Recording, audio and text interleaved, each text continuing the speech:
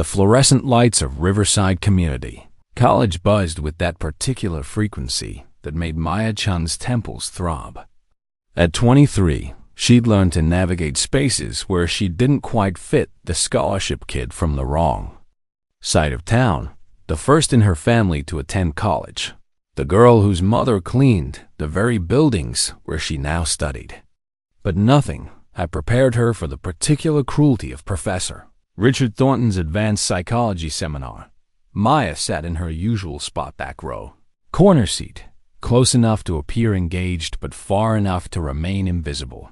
Her worn notebook was filled with meticulous handwriting, color-coded annotations that revealed a mind hungry for knowledge despite the hostile environment. She'd learned early that excellence was her only weapon against those who wanted her to fail. "Miss Chun," Professor Thornton's voice sliced through the lecture hall, sharp and deliberate. "Perhaps you'd like to share with the class why you believe Maslow's hierarchy is applicable to modern minority populations." The question wasn't an invitation. It was a trap. Maya recognized the condescension immediately, the way his lips curled around the word minority, the expectant smirks from Brandon Matthews and his fraternity brothers in the front row. This wasn't about academic discourse. This was theater, and she was the designated fool. Maya stood slowly, her hands steady despite the tremor in her chest. Maslow's hierarchy suggests that basic physiological and safety needs must be met before higher-level needs can be pursued. For marginalized communities, systemic barriers often prevent. Fascinating, Thornton interrupted, his tone suggesting it was anything but. "Tell me, Miss Chun, do you think your personal circumstances give you special insight? Or does your scholarship status perhaps color your objectivity?" The lecture hall fell silent. 60 students held their breath, some embarrassed for her, others gleefully anticipating her humiliation. Brandon Matthews whispered something to his neighbor, and laughter rippled through the front rows like poison spreading through water. Maya felt her face flush, but she kept her voice level. "My argument is based on peer-reviewed research, Professor. The literature consistently shows." "The literature," Thornton repeated mockingly, walking toward her desk with measured steps. Miss Chum believes she understands psychology better than her professor, class. This is what happens when admission standards are lowered to meet diversity quotas. The words landed like physical blows. Maya's fingers gripped the edge of her desk, her knuckles whitening. She wanted to scream that her GPA was 4.0, that she'd earned her place through sleepless nights and sacrifice, that her mother's janitorial work didn't diminish her intellectual worth. But she'd learned that defending yourself only provided more ammunition for those determined to see you fail. "I apologize for interrupting, Professor," Maya said quietly, her eyes fixed on her notebook. The submission tasted like ash in her mouth, but survival required strategic retreat. Thornton smiled, victorious. "That's better. Perhaps if you focused more on learning and less on social justice rhetoric, you'd actually contribute something valuable to this class." As Maya sank into her seat, she caught the sympathetic glance from Jennifer Park, a Korean-American student 2 rows ahead. But sympathy didn't stop the assault. It simply bore witness to it. The lecture continued, but Maya heard nothing. She focused on breathing, on keeping her composure, on not giving them the satisfaction of seeing her break. She'd endured worse, the casual racism of childhood, the economic violence of poverty, the daily microaggressions that accumulated like stones in her pockets until walking became nearly impossible. After class, as students filed out, Brandon Matthews deliberately knocked into her desk, sending her carefully organized notes cascading to the floor. "Oops," he said, his blue eyes cold with manufactured innocence. "Should be more careful, scholarship girl." His friends laughed, their expensive sneakers trampling her papers as they passed. Maya knelt on the linoleum, gathering the scattered pages, each crease and footprint a testament to her place in their hierarchy. She was 23 years old, a brilliant student with dreams of graduate school and a career helping underserved communities. But in this moment, gathering her trampled notes while students streamed around her like water around a stone, she felt invisible. Jennifer Park waited by the door, her expression conflicted. Maya knew what she was thinking helping meant becoming a target yourself. The calculus of survival in hostile spaces often meant choosing self-preservation over solidarity. "I'm fine," Maya said before Jennifer could speak, saving them both from the discomfort of acknowledged cruelty. But she wasn't fine. As she walked through the pristine hallways of Riverside Community College, past bulletin boards advertising study abroad programs she couldn't afford and Greek life events she'd never be invited to, Maya carried the weight of every slight, every microaggression, every moment of casual cruelty. They accumulated like sediment, layer upon layer, until breathing became an act of defiance. The breaking point came on a Thursday evening in October, when the autumn air carried the promise of early winter and the campus library stayed open late for midterm preparations. Maya had claimed her usual carrel in the psychology section, quiet corner on the 4th floor where she could study without interruption. Her research paper on trauma-informed care in marginalized communities was due in 2 weeks, and she'd poured everything into it. The 4th floor was accessible by a narrow metal staircase and a service elevator rarely used by students. At 8 o'clock, when most people had migrated to the main study hall, Maya was alone with her books and the soft hum of fluorescent lights. She didn't hear them approaching until it was too late. Brandon Matthews emerged from behind the stacks, flanked by his fraternity brothers Tyler Grant and Marcus Webb. Their presence transformed the quiet sanctuary into something predatory. Maya's instincts screamed danger, but she forced herself to remain calm, to project confidence she didn't feel. "Working hard, scholarship girl?" Brandon asked, his voice carrying that particular tone of false friendliness that preceded violence. Maya kept her eyes on her laptop screen. "I have a lot of work to do. Please leave me alone." Tyler laughed, a sharp bark of sound that echoed off the metal shelves. "Please leave me alone," he mimicked in a high-pitched voice. "Did you hear that, boys? She thinks she can dismiss us." Marcus Webb, the quietest of the three, but somehow the most unsettling, move to block the stairwell exit. The tactical positioning wasn't accidental. These were young men who'd learned that their privilege granted them impunity, that the rules binding others didn't apply to them. "Here's the thing," Brandon said, leaning against Maya's carrel with casual menace. "Professor Thornton mentioned that someone in our class has been complaining to the dean about his teaching methods. Someone who thinks diversity initiatives should protect mediocre students from academic standards." Maya's blood ran cold. 2 weeks earlier, she'd met confidentially with Dean Patricia Morrison to discuss the hostile learning environment in Thornton's class. She documented incidents, brought evidence, spoken carefully about systemic bias. Dean Morrison had promised confidentiality, had assured her that student complaints were protected, but promises meant nothing when power protected its own.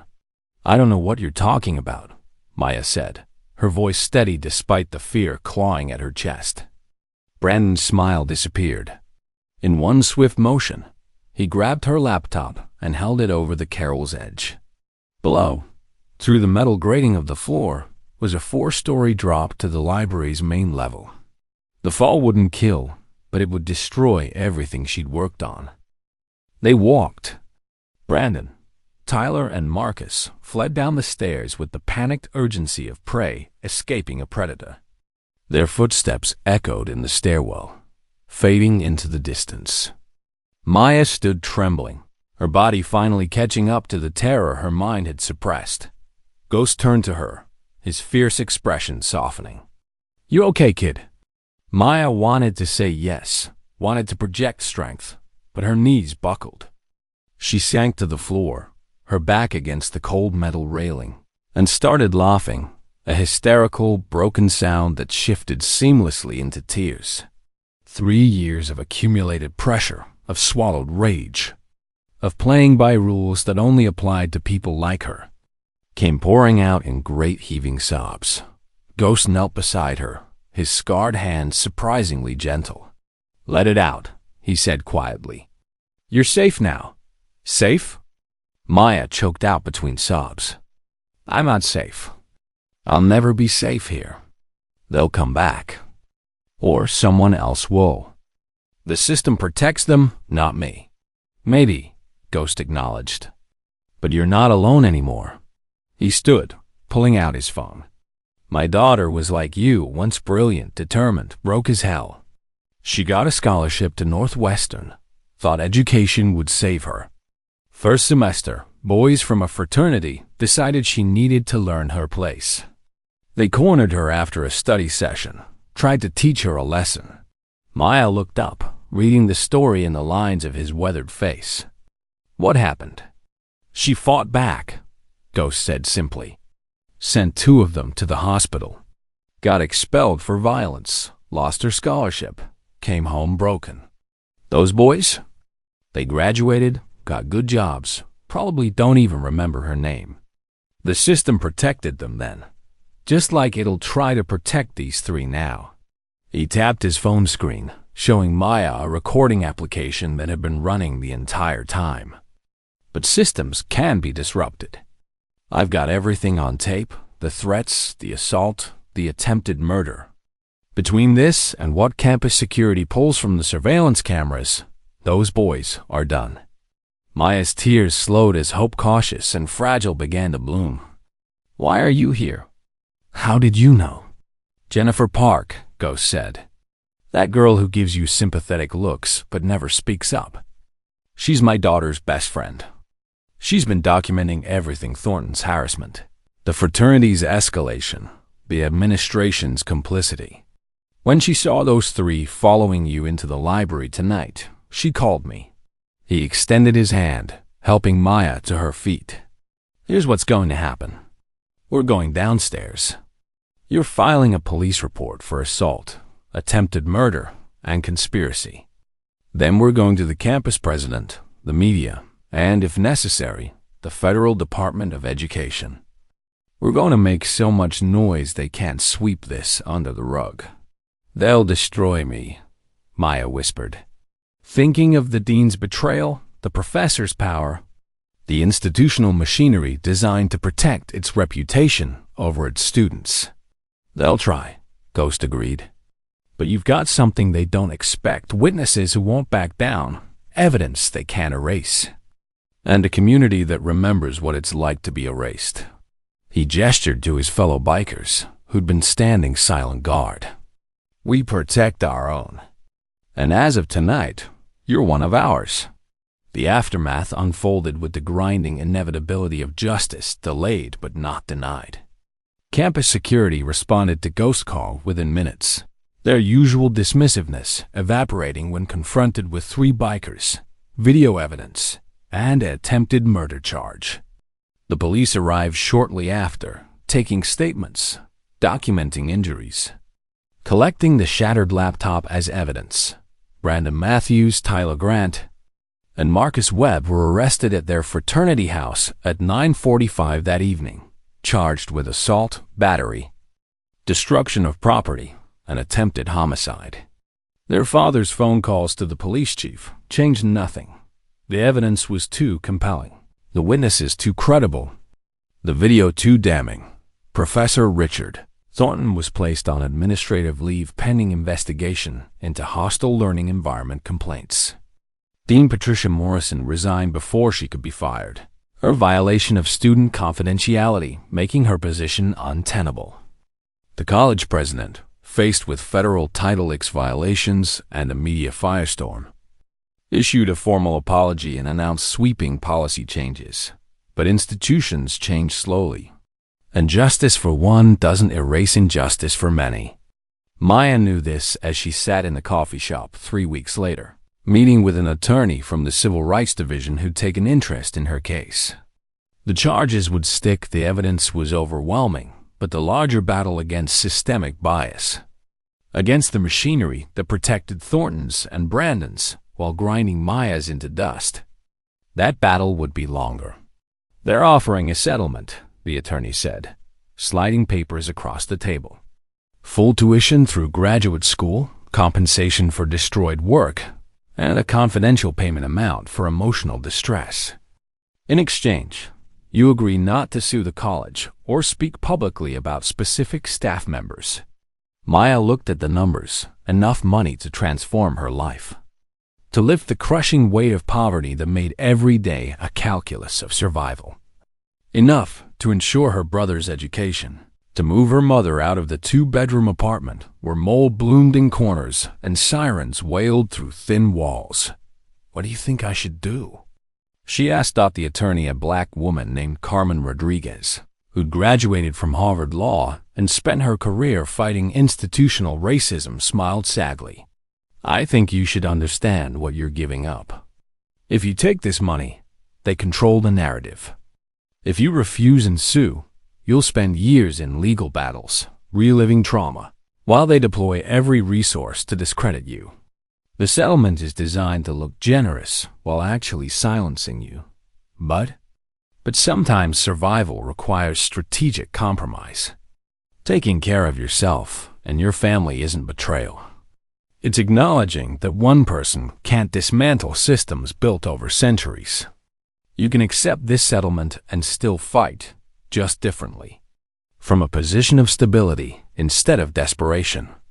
Maya thought of her mother's bleeding hands, her brother's college applications, her own dreams deferred by poverty's grinding reality. She thought of all the other girls, like her girls, who'd never get settlements, never get justice, never even get the chance to fight back because survival required silence.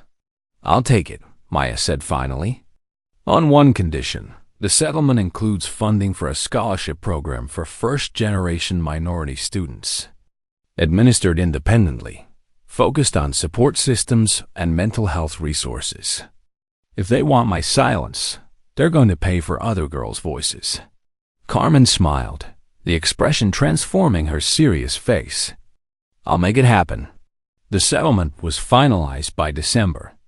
Brandon Matthews, Tyler Grant, and Marcus Webb pleaded guilty to reduced charges, assault and destruction of property, and received suspended sentences, community service, and probation.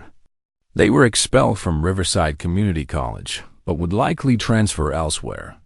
Their promising futures only slightly dented by attempted murder. Professor Thornton took early retirement with full pension. Dean Morrison landed a consulting position with an education policy think tank. The system absorbed the disruption, made minimal adjustments, and continued functioning. But Maya graduated that spring with honors, accepted into Columbia's clinical psychology graduate program with full funding. She packed her belongings, including a leather vest gifted by the Guardians, their patch sewn onto the back, and prepared to leave the only home she'd ever known. On her last day in town, she met Ghost at a diner on the edge of the county, a place where bikers and professors never crossed paths. He ordered coffee and pie, sliding a manila envelope across the formica table. "What's this?" Maya asked. "Insurance," Ghost said. "Complete documentation of every incident. Thornton's harassment, the dean's betrayal, the fraternity's violence. Copies are secured with 3 different lawyers and 2 journalists. If anything happens to you, if you are mysteriously discredited or harmed, it all goes public. You're protected now." Maya opened the envelope, scanning the meticulously documented evidence. Years of pattern and practice, dozens of other victims who'd been silenced, institutional complicity that reached the College Board of Trustees. This wasn't just about her. It was about a system of abuse. "Why?" she asked. "Why do you care so much?" Ghost stared into his coffee, his weathered face reflecting a pain time hadn't healed. "My daughter's name was Angela. She killed herself 6 months after being expelled from Northwestern. The boys who assaulted her went on to graduate, get married, have kids. They're probably coaching Little League right now, upstanding citizens. The system that failed her is still failing girls every day. He looked up, his eyes fierce and wet. I can't bring her back, but I can make sure other Angelas survive. That's why we do this, the Guardians. We're not heroes. We're just people who've been failed by systems designed to protect, so we've built our own system. Imperfect, sometimes illegal, but effective. Maya reached across the table, taking his scarred hand in hers. She'd be proud of you. Maybe, Ghost said. Or maybe she'd tell me I'm an old fool who thinks violence solves problems. But it's what I've got. They sat in companionable silence. Two people bound by trauma and survival, by the recognition that justice is rarely clean or complete. That healing happens in increments, that resistance takes many forms. As Maya left the diner, walking toward her mother's borrowed car packed with everything she owned, she felt the weight of the past 3 years lifting. Not disappearing trauma doesn't vanish with settlements or justice, but transforming into something manageable. Something that didn't define her every waking moment. She thought of Brandon Matthews and his friends. Their futures only minimally impacted by their attempt to kill her. She thought of Professor Thornton, collecting his pension while other students endured his cruelty. She thought of all the systems that protected predators and punished victims. And she thought of Ghost. Of Jennifer Park, of Carmen Rodriguez, of all the people who'd refused to accept injustice as inevitable. They hadn't saved her, she'd saved herself, through intelligence and courage and sheer stubborn refusal to be erased. But they'd witnessed her fight, amplified her voice, and ensured her survival mattered. Maya started the car, Riverside Community College disappearing in her rearview mirror. She was 23 years old, scarred but not broken, heading toward a future built on foundations of pain, but also resilience. She would become the psychologist she'd always dreamed of being, specializing in trauma-informed care for marginalized communities. She would fight the systems that had tried to destroy her, not with violence, but with expertise, documentation, and unwavering commitment to others' survival. She would be the adult who intervened when others walked away. The professor who protected vulnerable students, the voice that refused to be silenced. Years later, Dr. Maya Chun would testify before Congress about hostile learning environments and institutional racism. She would publish research that transformed how universities handled discrimination complaints. She would train administrators, educate students, and build support networks for those navigating hostile spaces. But on this December morning, driving away from the place that had tried to break her, she was simply a survivor heading toward possibility. The road stretched ahead, uncertain and challenging, but entirely her own. Behind her, Ghost stood in the diner parking lot, watching her leave, carrying the hope that Angela's death hadn't been meaningless, that the system could be disrupted, one saved life at a time. The story of Maya Chun wouldn't make headlines or inspire movies. It was simply one of millions, a girl who survived, who fought back, who refused to let cruelty have the last word. In the mathematics of justice, where most victims never get accountability and most predators never face consequences, her survival was revolutionary. As the miles accumulated between past and future, Maya allowed herself to believe that resilience wasn't just about enduring horror. It was about transforming it into purpose, about ensuring others wouldn't walk alone through hostile spaces, about building the support systems she'd been denied. The weight of silence had nearly killed her. But in learning to speak, to fight, to survive, she discovered her voice was stronger than any system designed to suppress it. That voice would echo through lecture halls and courtrooms and counseling sessions for decades to come. A testament to the truth that girls like her poor minority, supposedly powerless, contained within them the strength to shatter worlds built on their silence. She drove toward New York, toward graduate school, toward a future she'd earned through blood and tears and unwavering determination. And though the scars would remain both visible and invisible, they told a story not of victimhood but of survival, not of erasure but of defiant, undeniable presence. Maya-chan belonged everywhere she chose to be. The bullies had tried to teach her otherwise, but they'd failed. And in their failure, she'd learned the most important lesson of all, that dignity can't be stolen, that worth isn't determined by those who hate you, and that sometimes the greatest act of resistance is simply refusing to disappear. "Your research," Brandon said softly. 3 years of work, right? All those carefully documented interviews with trauma survivors. All those hours in the field. Gone in 1 second. Maya stood slowly, her hands raised in a placating gesture. "Brandon, please. That's my entire graduate school application. It's backed up, but nothing," Tyler interrupted. "You think you can go crying to the administration? You think you can call our professor racist? You're going to learn your place, Chun." The threat wasn't subtle. This wasn't about her laptop or her research. This was about power, about putting an uppity minority student back in her designated place, about maintaining the comfortable hierarchy that allowed mediocre, white men to succeed while brilliant women of color fought for scraps. "I didn't file any complaint," Maya lied, calculating her options. The stairwell was blocked.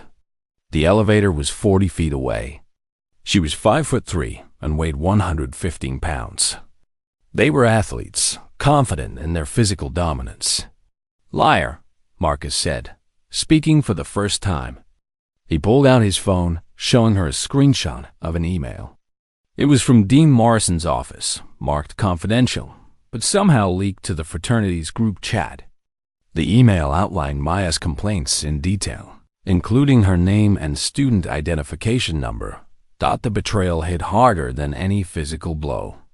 Dean Morrison, the woman who'd promised protection, who'd spoken eloquently about the college's commitment to diversity, had violated her trust, had thrown her to the wolves to maintain her relationship with Thornton, a tenured professor who brought in research grants and alumni donations. "So here's what's going to happen," Brandon continued, still holding her laptop over the void. "You're going to withdraw your complaint. You're going to apologize to Professor Thornton for wasting his time. And you're going to transfer out of his class. Or?" Maya asked, though she knew the answer.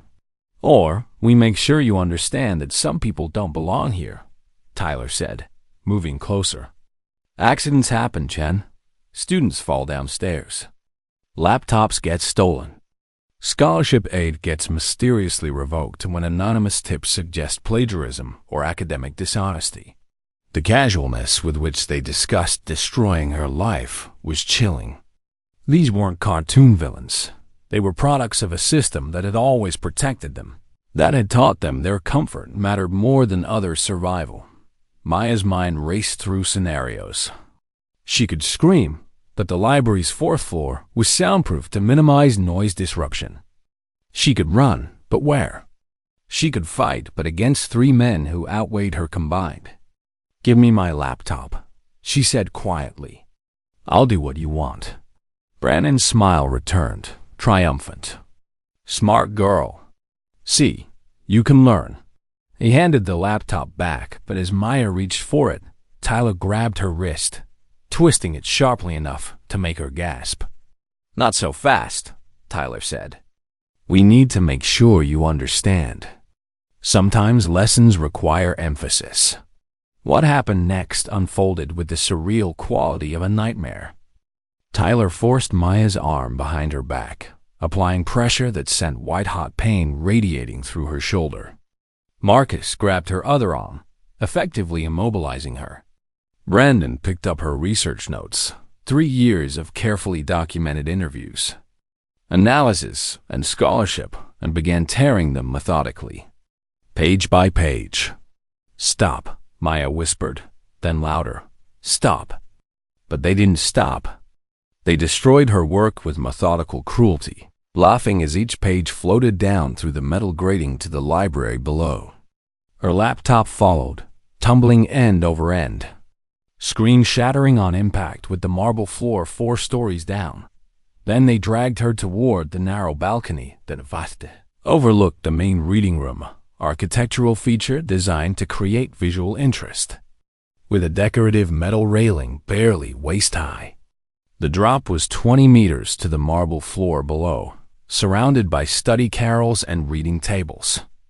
At 8:15 on a Thursday evening, 24 students worked below, oblivious to the violence unfolding above them. "Let's see how much you trust your precious diversity initiatives," Brandon said, forcing Maya against the railing. Her feet left the ground as they lifted her, holding her suspended over the edge. Below, the marble floor gleamed with lethal promise. Maya didn't scream. Some survival instinct told her that showing fear would only excite them further. Instead, she went rigid, her mind divorcing from her body in a desperate act of psychological self-preservation. She thought of her mother, working night shifts to pay for textbooks. She thought of her younger brother, who looked up to her as proof that education could change everything. She thought of all the girls like her who'd been silenced, erased, destroyed by systems that protected predators and punished victims. "Say it," Brandon hissed in her ear. "Say you don't belong here." Maya's response came from somewhere deep and ancient, a refusal born not of courage but of fundamental human dignity. "No." The single syllable hung in the air like a thrown gauntlet. For a moment, suspended over the void, Maya felt a strange clarity. She could comply and survive, or she could resist and risk everything. The choice should have been obvious: survival always wins. But something in her refused to give these men what they wanted, refused to validate their violence with her submission. Brandon's grip tightened, fingers digging into her ribs. "Say it, you stupid." "Put her down." The voice cut through the tension like a blade-deep authoritative, brooking no argument. Now, the 3 fraternity brothers froze. Maya twisted her head and saw a figure emerging from the stairwell they'd thought secured. A massive man with iron gray hair pulled into a ponytail, wearing a leather vest with patches that identified him as a member of the Guardians Motorcycle Club. Behind him, 2 more bikers materialized, their presence transforming the narrow 4th floor corridor into something volatile and dangerous. Lead biker, his vest identified him as Ghost, moved with the controlled precision of someone who'd survived violence by becoming very good at dispensing it. He was in his late 50s, his weathered face scarred and impassive, but his eyes burned with barely contained fury. "I said, put her down," Ghost repeated, his voice dropping to a register that promised consequences. "Or I throw you over instead. Your choice." 5 seconds. Brandon's bravado evaporated. He and his friends released Maya so quickly she stumbled, catching herself on the railing. Ghost caught her arm, steadying her with surprising gentleness before turning his attention back to the 3 young men. "You know who I am?"